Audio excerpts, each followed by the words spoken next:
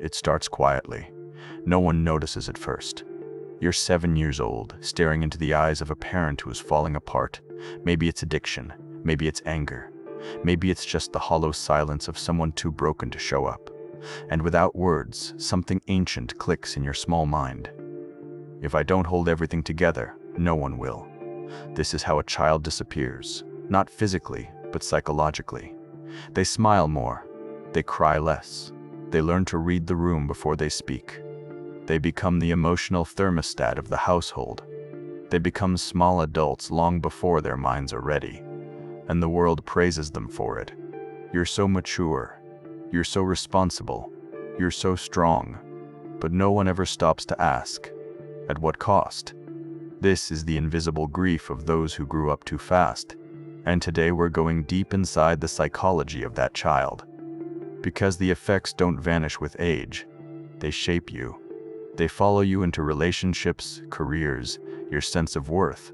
And if you don't understand what happened, you'll spend your adult life repeating the survival patterns that once saved you, but are now slowly killing you.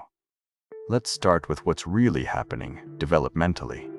When children are forced to emotionally support adults instead of the other way around, psychologists call this parentification.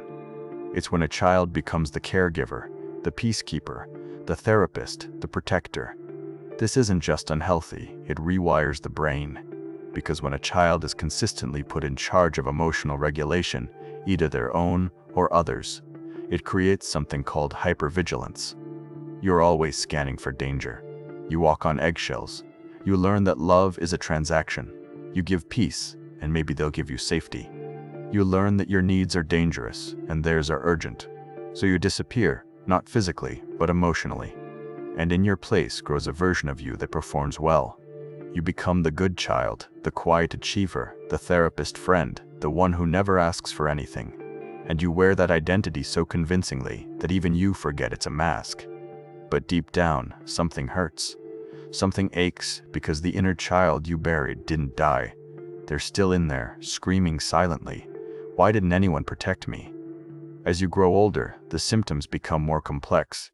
You might become hyper-independent. You refuse help, push people away, or never feel truly safe in love. You might feel numb during happy moments, because joy feels unfamiliar, unearned, even dangerous. You might struggle to rest because productivity is the only way you've ever felt worthy. And worst of all, you might not even realize you're still stuck in survival mode. Because when dysfunction is normalized early, your nervous system accepts chaos as baseline. Stillness feels wrong. Peace feels suspicious. Love feels like a debt you'll have to repay. This is the psychology of a child forced to grow up too fast. It's not just sadness. It's a complex trauma that reshapes how you view the world, and more importantly, yourself. Now, you may ask, why would any child willingly take on that role? Because children will do anything for attachment, even abandon themselves. The choice is never conscious, it's biological. In the absence of safety, the child sacrifices authenticity for belonging. That's not weakness. That's intelligence. That's instinct. But the tragedy is this. What saved you then imprisons you now. So many of us are walking around as high-functioning adults with deeply neglected inner children pulling the strings. We overachieve to earn love. We stay silent to avoid abandonment. We take care of everyone but secretly wish someone would just ask if we're okay. And that fantasy? That someone will notice you're not as strong as you pretend to be. That maybe, just maybe, you'll finally get to fall apart and be held. That is the unmet need, not of your adult self, but of the child who never got to be a child. The first step to healing isn't fixing, it's witnessing. Because until you validate what happened, you'll keep gaslighting yourself with thoughts like, it wasn't that bad. Other people had it worse. I turned out fine. But fine is a mask too. And deep down you know it. So what happens to that child? When they grow up, they become adults who never feel safe. Even in calm rooms. They become lovers who can't trust softness. They become givers who can't receive. They become the kind of people who apologize for crying, flinch at compliments, and confuse exhaustion with success. This is the cost of growing up too fast. Because if your childhood trained you to be strong at the expense of being soft, to be quiet instead of honest, to fix others while ignoring your own fractures, then what kind of adulthood do you inherit? You inherit a life where you're always holding your breath, waiting for someone to give you permission to finally fall apart. But here's the truth. No one's coming to rescue the child you buried. You are the one who must go back and hold their hand. You are the one who must say what no one else ever said. You didn't deserve that. You were just a child. You get to rest now. This is the beginning of shadow work. Not fixing, not performing, not bypassing the pain with fake positivity, but turning toward the abandoned parts of yourself and saying, I see you now, I hear you now, and I'm not leaving. That is the reparenting process. And it's brutal because it asks you to feel the grief you never had time to feel.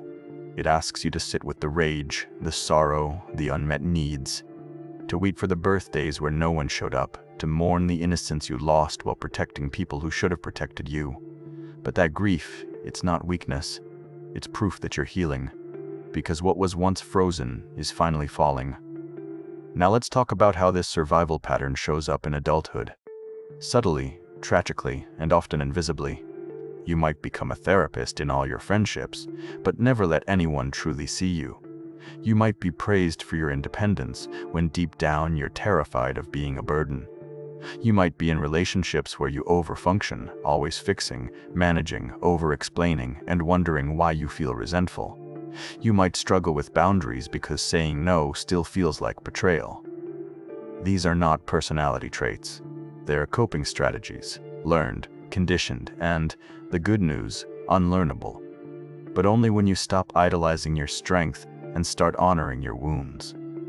One of the most powerful things you can do is ask your inner child, what did I need back then that I never got? You may hear answers like, I needed someone to tell me it wasn't my fault. I needed someone to ask how I was doing. I needed to play, rest, laugh without fear. And slowly, very slowly, you begin to give those things to yourself, not to fix your past, but to stop reliving it. This is how you stop seeking parents in your partners. This is how you stop mistaking anxiety for intuition. This is how you stop running from the child you were and the self you're becoming. Carl Jung once said, there is no coming to consciousness without pain. People will do anything, no matter how absurd, to avoid facing their own soul. But shadow work demands that we face it, all of it. The neglected, the ashamed, the scared, the angry.